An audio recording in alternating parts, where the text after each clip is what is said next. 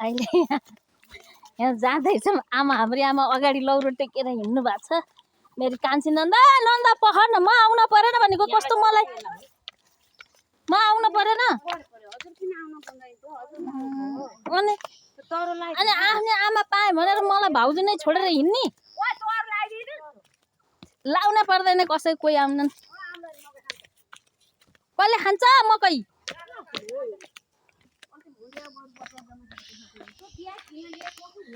लौरो टेकी कहाँ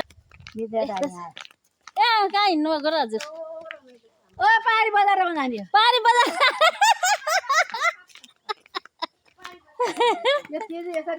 हाम्रो आमा हेर ल, हेर्नु 84 वर्ष लाग्न लागिसक्नु भयो ल, यसरी फिटी फिटी हिँड्नु भयो।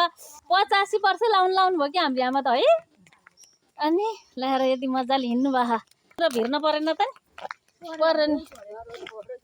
हाम्रो यहाँ गाउँमा यसरी आउँछ गाडी लगाएर, यस्तो गाउँमा यहाँ यसरी बाटो यस्तो छ है साथीहरू, पुरा बाटो यस्तो छ। माथि त राम्रै छ, यहाँ तल गाडीमा चढ्न हामी गाडी कुरेर बसेको।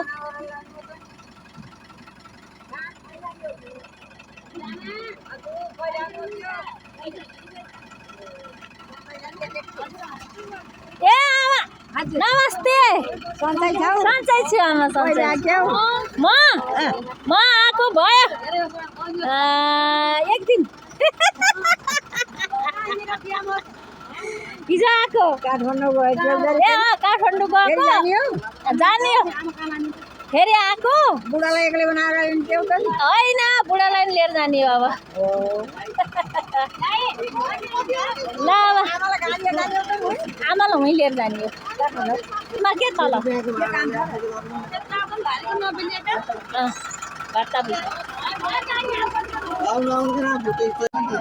यहाँ कता टोलार बस्नु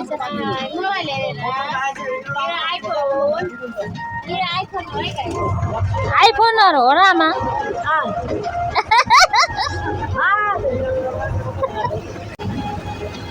कस्तो लागिरहेको छ आमा?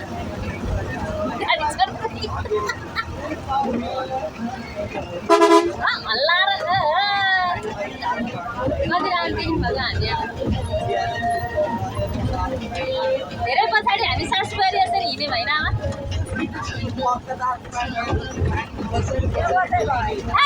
एक वर्ष त भएन, एक वर्ष त भएन।